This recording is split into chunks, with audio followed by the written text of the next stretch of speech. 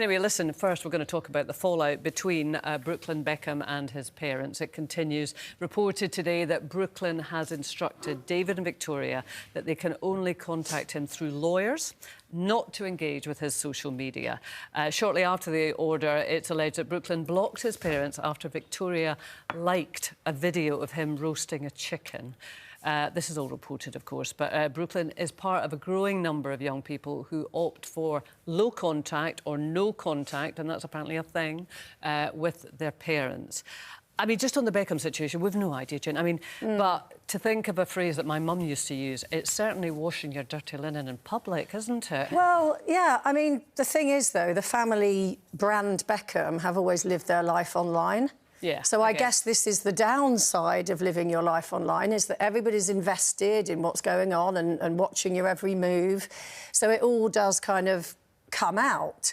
But in a way, I think he's their firstborn, and I think it's really sad, you know, because I know we're all talking about it, everybody's talking about it, but behind the scenes, can you imagine how painful it must be? Oh. Because it's like, I do understand the argument. So apparently the fact that, say, Victoria liked his chicken post that you've just talked about, that then makes all the trolls come up and start attacking Brooklyn, saying, why aren't you talking to your mum?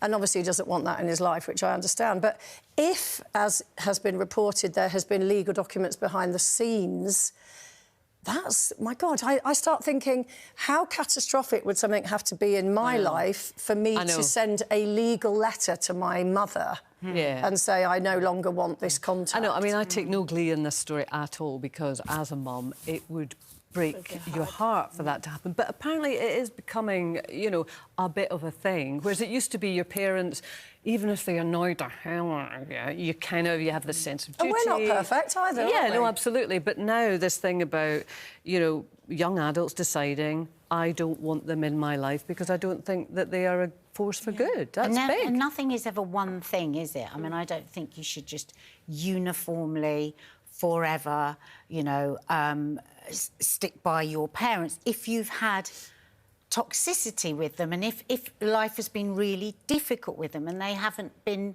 nice to you, we've moved on in the world, and I'm not talking about the Beckhams because I don't know anything about their life. We've moved on in the world now where we don't just have to take everything. But also, I do think that there can be this really difficult situation with some young people when they talk about my truth. And I'm uncomfortable with my truth because it kind of says nobody else's truth is the truth. You know, so I'm all for distancing people that are toxic to you, but I think it's incredibly painful if you've been a good parent and your child has no understanding of how difficult it is to be a parent, and sometimes that can only happen when you're a parent yourself. But the problem is it's all subjective. Yeah, even now there's things that I think about with my mum that I would have gone, oh, mum, so that now, oh, God, I get that, I understand that. So I mean, I have a similar relationship. I think for me, especially with my family, when anybody is ever upset, we just don't talk to each other. It's like I need space because what will come out my mouth, I can't take it back. But I've had situations like with my mom, with me leaving engineering and saying I'm going to be a professional dancer. We didn't talk for a year. A year? Oh, yeah. She was like, like you say, I think it's love. It's I've paid for you to go to school. I want this future for you. I want you to be safe. Dancing's maybe not a safe career, and it's really upsetting me that you're not doing what I want. And for me, I was like, I can't handle that in my life. I need you to really support me so that when I walk into rooms, I know that I've got the support of my family. And until we had to have a kumbaya moment, we didn't speak. But it was But was it a decision? Did you say, was it kind of a storming off thing, or did you have that conversation and say, listen, we've got to work this out? Yeah, that we needed. I had a glass of wine and then I was like, OK, Mummy, we need to talk. It's weird, though, isn't it? Because we set boundaries with our kids, and then there sometimes comes a point in your life where you feel, actually, I've now got to set boundaries with my own parents. Yeah. If they are sort of still saying to us, this is what I want you to do with your life. I think for me, the thing is, did you say it, Nadia? I think if there is love there, I think you have to let a lot go, or else you're just going to be hit. Because, you know, different generations have different sort of values. We live in culture, moves, etc. I think we've got to be a bit more tolerant if there is love. If there's not love and you feel that your parents are, you know, trying to make up your life, whereas you knew that your mum was doing what she was doing out of love. Yeah, and I think also with the history of South Africa and education and them having to fight for the rights to get educated, I get it. And I feel like now that I'm a mom, if my daughter was to just do something that wasn't in the plan, I have to rethink, because I was thinking, oh, was my mom being emotional? Was she trying to stop me from something? How will I now react? Until you put yourself in that situation, you don't know how. I love this quote. It's by Khalil Gibran, and it says, "Children come through us, not to us."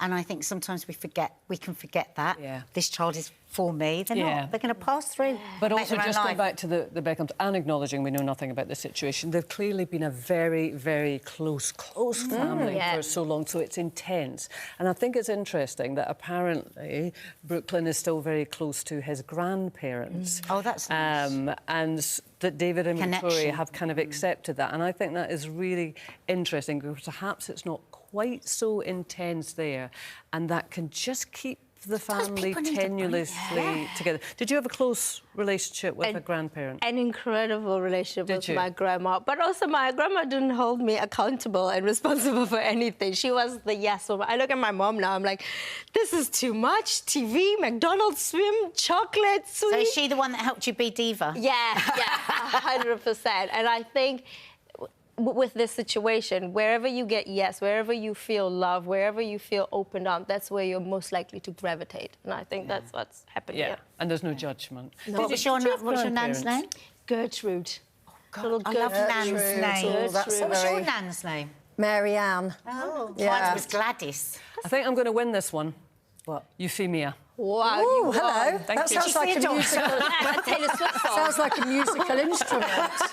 Did you have grandparents? Well, only because I didn't really have a dad in my life, so I only had my mum's side, and my grandmother, bless her, she lost my mother's younger sister to meningitis. Oh no! And when I look back now, I think that was obviously a time when, you know, her mental health went off a cliff and she turned to alcohol. So my memories of my grandmother were that she drank a lot, and we used to drive hours to go and see her. And my grandfather, who was married to her, just went off to Australia. He was what they call a $10 POM. Oh. He just left, so they never got divorced. Oh, no. But she just became my mum's, I suppose it was duty. Yeah. So my sort of grandparent role models are not really there, but my mother was is a brilliant